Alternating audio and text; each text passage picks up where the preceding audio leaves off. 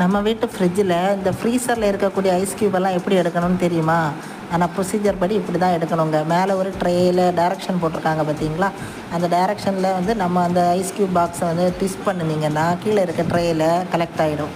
இதுதான் ப்ரொசீஜர். அதுக்காக தான் கீழே இருக்க ட்ரேயை கொடுத்துருக்காங்க.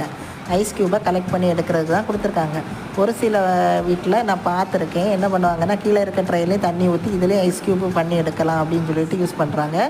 அதேமாதிரி மேலே இருக்கக்கூடிய ஐஸ் க்யூபு அந்த கண்டெய்னரில் வந்து என்ன பண்ணுறாங்கன்னா வெளியில் எடுத்துகிட்டு போய் பைப்பில் தண்ணியில் காமிச்சு ஒரு 2-3 செகண்ட் அந்த ஃப்ரீஸ் எல்லாம் ஆக்கி உருகி இழக்குனதுக்கு பிறகு அதை எடுக்கிறாங்க. அதெல்லாம் தேவையே கிடையாது. ப்ரொசீஜர் என்ன? ஃப்ரீசரில் இருக்கக்கூடிய ஐஸ் க்யூப் எடுக்கிறதுக்கு கீழே இருக்க ட்ரேயில் இப்படியும் நம்ம வேறு லைட்டாக ட்விஸ்ட் பண்ணாலே எல்லா ஐஸ் க்யூபும் கலெக்ட் ஆகிற மாதிரி தான் கொடுத்துருக்காங்க. இப்படி தான் எடுக்கணும். தெரியாதவங்க இனிமேல் தெரிஞ்சுக்கோங்க. ரொம்ப ஈஸியாக எடுத்துடலாம். ஓகே ஃப்ரெண்ட்ஸ், வீடியோ பிடிச்சிருந்தா லைக் பண்ணுங்கள், சேனலை மறக்காமல் சப்ஸ்கிரைப் பண்ணுங்கள்.